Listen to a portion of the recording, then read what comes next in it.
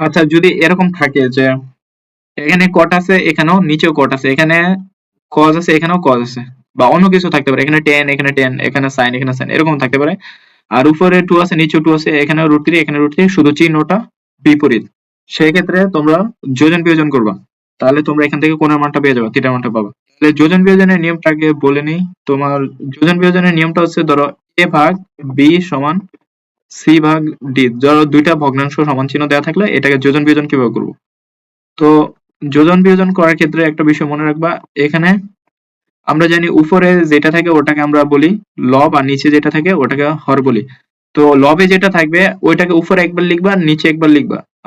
পরে উপরে যোজন বিয়োজনের ক্ষেত্রে উপরে যোগ, নিচে বিয়োগ। তারপর নিচে যেটা থাকবে, হরে যেটা থাকবে ওটাকে উপরে একবার লিখবা, নিচে আরেকবার লিখবা।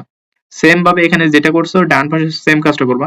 এখানে উপরে আছে সি, নিচে আছে ডি, তাহলে সি উপরে একবার, নিচে একবার, উপরে প্লাস নিচে মাইনাস, তারপর নিচে যে ডি, উপরে একবার নিচে একবার, শেষ। তো এটা হচ্ছে যোজন বিয়োজন। তো এই কাজটা এখন এখানে করবা। তো উপরে কি আছে, উপরে আছে cot theta plus cos theta আছে।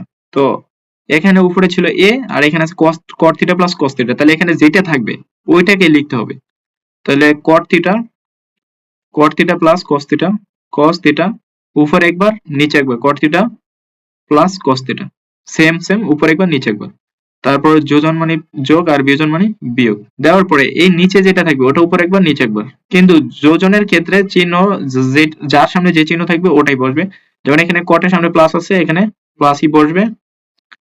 আহ তারপরে এই যে কজ এর সামনে মাইনাস আছে, এখানে মাইনাসই বসবে, কজ মাইনাস। কিন্তু যখন বিয়োগ করব আমরা, তখন এই নিচের সবার সামনে চিহ্নগুলো বদলাই দিবা। যেমন কটের সামনে আসলে প্লাস, হয়ে যাবে মাইনাস, তাহলে মাইনাস কট। তারপরে এখানে কজের সামনে ছিল মাইনাস, হয়ে যাবে প্লাস, তাহলে প্লাস কস। ওকে।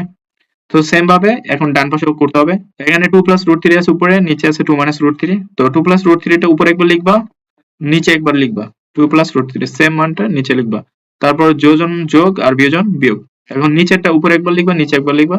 কিন্তু আমি একটা কথা বলছি যে প্লাস এর ক্ষেত্রে নিচে যেটা থাকবে, যার সামনে যে চিহ্ন থাকবে ওই চিহ্নই বসবে। তাহলে টু এর সামনে কি আছে, প্লাস আছে, এখানে টু এ প্লাসই হবে। তারপর থ্রি এর সামনে কি আছে, মাইনাস আছে, রুট থ্রি এর সামনে, তাহলে এখানে মাইনাসই বসবে। কিন্তু যখন আমরা নিচে মাইনাস করব তখন সবার সামনের চিহ্নগুলো বদলাই লিখবা। যেমন টু এর সামনে ছিল প্লাস, কিন্তু এখানে হবে মাইনাস। তারপরে এখানে রুট থ্রি এর সামনে ছিল মাইনাস, হয়ে যাবে প্লাস। ওকে। আর এখানে পাশে লিখে দিবা, ব্র্যাকেট দিয়ে লিখে দিবা যে যোজন বিয়োজন, যোজন বিয়োজন।